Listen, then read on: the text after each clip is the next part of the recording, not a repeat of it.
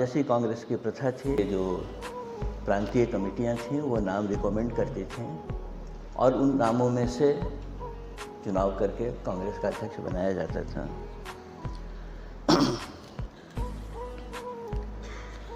तो देखा गया कि जो रिकमेंडेशंस आए थे उसमें 15 में से 12 कांग्रेस की कमेटियों ने सरदार वल्लभ भाई पटेल का नाम कांग्रेस अध्यक्ष के रूप में सुझाया था। 15 में से 12। एक नाम कृपलानी जी का भी सुझाया गया था। एक नाम पट्टाभी सीतारमैया का भी सुझाया गया था, जो सुभाष चंद्र बोस के खिलाफ खड़े होकर हार चुके थे एक बार चुनाव। वो सूची कांग्रेस वर्किंग कमेटी में रखी गई, गांधी जी को दी गई। गांधी जी ने उसको पढ़ा और पढ़ कर उन्होंने उसको जवाहरलाल नेहरू की तरफ बढ़ा दिया। साथ में ये भी कह दिया कि जवाहर, तुम्हारा नाम किसी कांग्रेस कमेटी ने सुझाया नहीं है। एक सूची और भी थी गांधी जी के पास, जिस सूची की चर्चा हम लोग नहीं करते हैं, लेकिन वो भी इतिहास है, इसलिए उसकी भी चर्चा कर लेनी चाहिए हम लोगों को। वो सूची कांग्रेस वर्किंग कमेटी की है कि कांग्रेस वर्किंग कमेटी के जो 17 मेंबर थे उस समय, उन 17 मेंबर्स ने भी अगले कांग्रेस अध्यक्ष के रूप में अपनी पसंदगी देने की एक सूची बनाई थी, जिसमें 17 के 17 लोगों ने जवाहरलाल नेहरू का नाम प्रस्तावित किया था। कांग्रेस वर्किंग कमेटी यानी जो अब तक पूरे पिछले 50-60 सालों में कांग्रेस का नेतृत्व करती आई थी, वैसे सीजन्ड नेताओं की जो वर्किंग कमेटी थी उसका ये रिकमेंडेशन था। इसलिए गांधी जी ने वो सूची सरदार को दे दी। सबको ये मालूम है, जिसको आप अंग्रेजी में ओपन सीक्रेट कहते हैं, वो ओपन सीक्रेट सबको मालूम है कि गांधी जी का झुकाव किसकी तरफ है, या गांधी जी से अगर पूछा जाए तो वो किसका नाम कहेंगे। लेकिन अब ये जो 2 सूचियां हैं, उन 2 सूचियों से गांधी जी ने 2 सूचनाएं देने की कोशिश की। सरदार को ये बताया कि देश का जो नेतृत्व है इतने सालों से परखा हुआ, वो तुमको इस समय में कांग्रेस का अध्यक्ष बनाना नहीं चाहते। जवाहरलाल को ये बताया कि कांग्रेस का संगठन जो है वो तुम्हारे साथ नहीं है। दोनों को उन दोनों की मर्यादाएं बताई उन्होंने। जवाहरलाल को बताया कि अगर तुम चलोगे आगे कांग्रेस के अध्यक्ष बनकर, तो संगठन के लिए तुमको सरदार की तरफ देखना पड़ेगा, क्योंकि संगठन की पसंद तो सरदार है। और सरदार को ये बताया कि अगर तुमको इस नेतृत्व को आगे बढ़ाना है तो तुमको अपने 17 साथियों की मदद लेनी पड़ेगी, उसके बगैर देश चलेगा नहीं। और उस मदद में तुम कमज़ोर पड़ते हो, क्योंकि वो मदद तो जवाहरलाल के लिए है। यानी उन्होंने संकेत में बताया कि अब ये जो अगला बनेगा, इसमें तुम दोनों को आपस में साझेदारी करके इसको चलाने की कोशिश करनी पड़ेगी।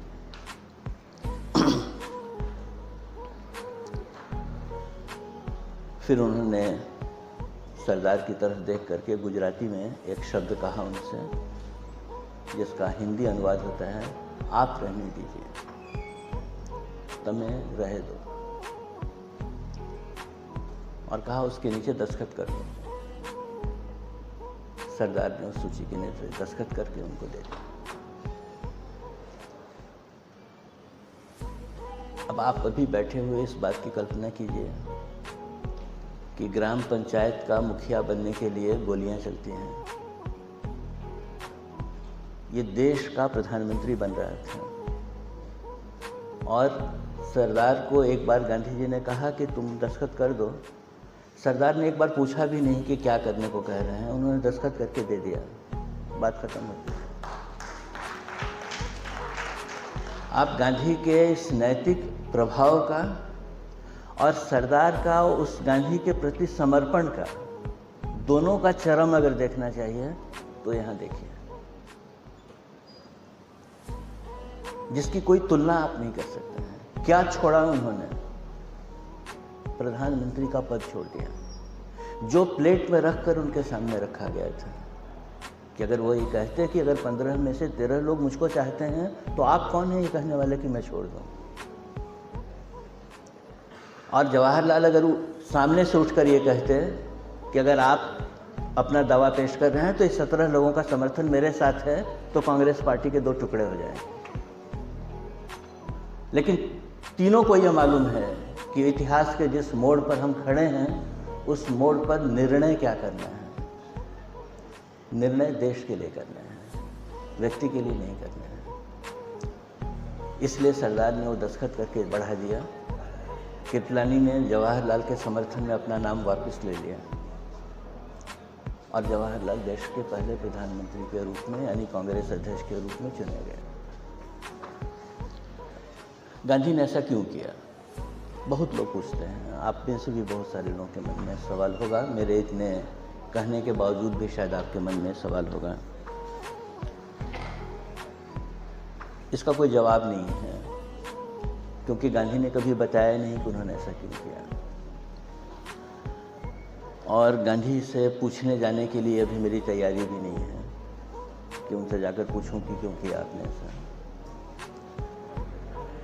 लेकिन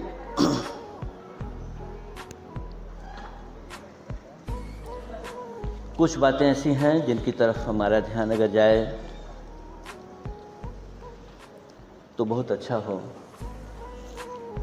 कि गांधी जी ने ये पहली बार नहीं किया। कई लोग पूछते हैं कि गांधी जी ने ऐसा किया तो क्या वो तानाशाह थे? तो गांधी जी ने पहली बार ऐसा काम नहीं किया था। जो लोग ऐसा कहते हैं वो लोग 1931 के बारे में कभी नहीं कहते हैं कि जब सारी कांग्रेस समितियों ने कहा था कि गांधी जी को खुद कांग्रेस का नेतृत्व करना चाहिए तो उन्होंने जवाहरलाल नेहरू को उसका अध्यक्ष बनाया। उसके बारे में कोई बात नहीं करता है। कोई 1929 की बात नहीं करता है जब सारा देश कह रहा था कि बारडोली सत्याग्रह के बाद गांधी जी को खुद कांग्रेस का नेतृत्व संभालना चाहिए और गांधी जी ने सरदार को कांग्रेस का अध्यक्ष बना दिया था। उसके बारे में भी कोई बात नहीं करता। उसके बारे में गांधी के निर्णय के बारे में सवाल नहीं किया जाता है। एक ही चीज़ के बारे में सवाल किया जाता है कि 46 में क्यों बनाया। लेकिन गांधी तो 1931 में 1929 में भी वही कर रहे थे जो 46 में कर रहे थे। यानी उन्होंने अपनी तरह से देश की परिस्थिति और उस समय क्या सबसे अच्छा निर्णय क्या हो सकता है उसका फैसला उन्होंने किया। लेकिन एक और भी याद करके देखिए तो सिर्फ गांधी जी ने जवाहरलाल नेहरू को नहीं चुना प्रधानमंत्री बनने के लिए, भगत सिंह ने भी जवाहरलाल नेहरू को चुना। ये बात भी हम लोगों को ध्यान में रखनी चाहिए। और भगत सिंह जब मैं नाम ले रहा हूँ तो वो कौन आदमी है आपको उसका ध्यान होगा।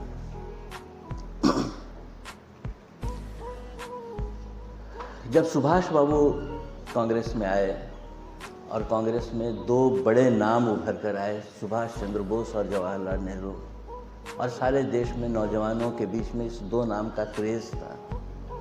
उस समय जेल से भगत सिंह ने एक चिट्ठी लिखी अपने लोगों को, अपने जो रिवॉल्यूशनरी सोशलिस्ट पार्टी थी उनकी, उसके सदस्यों को,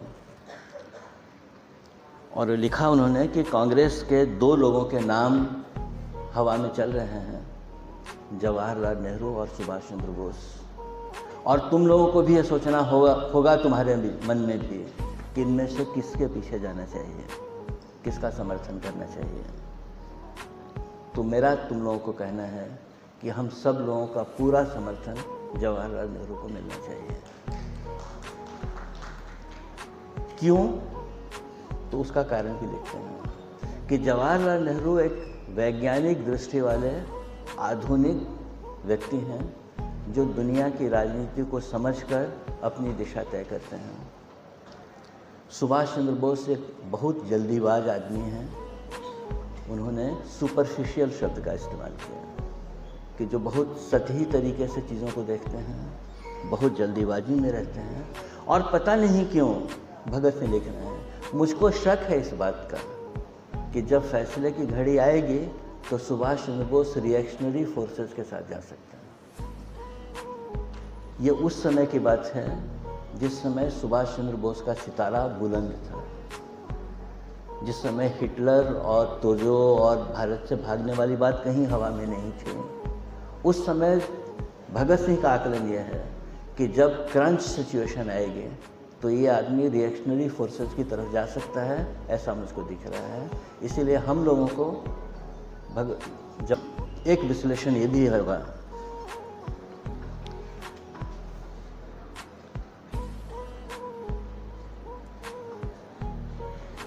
गांधी जी की उम्र में और सरदार पटेल की उम्र में सिर्फ 6 साल का फर्क था। आज़ादी के 3 साल के भीतर सरदार का देहांत हुआ। सरदार बहुत बीमार रहते थे। अपने आश्रम में रखकर सरदार का बहुत बार इलाज, माफ़ कीजिए मैं बह जाता हूँ तो लंबा हो जाता है। तो इसीलिए सरदार की तबीयत के बारे में गांधी जी को काफ़ी शक था। और मैं सोचता हूँ अब तो ये लगता है कि अगर वो घटना हो गई होती और सरदार देश के प्रधानमंत्री बने होते तो तीसरे ही साल में ये सवाल फिर से खड़ा हो जाता कि अब कौन बनेगा। जवाहरलाल नेहरू गांधी जी से 20 साल छोटे थे और बहुत ही स्वस्थ उत्फुल्ल आदमी थे।